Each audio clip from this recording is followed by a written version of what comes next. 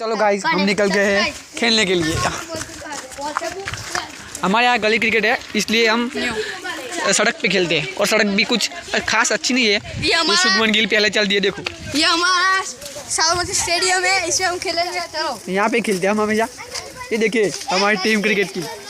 ओहो क्या टीम है। ये शुभमन गिल है, इसे खेलना बहुत आता है इसलिए टुचुक टुचुक करता है। पिच बहुत ड्राई लग रही है इसलिए मतलब पिच बराबर नहीं है तो अच्छी पिच है, अच्छी पिच है, अच्छी पिच है, अच्छी पिच है। चलो खेलना शुरू करेंगे।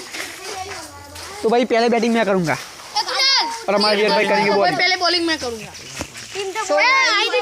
मैं आउट कैमरा में हमें खेलने नहीं आता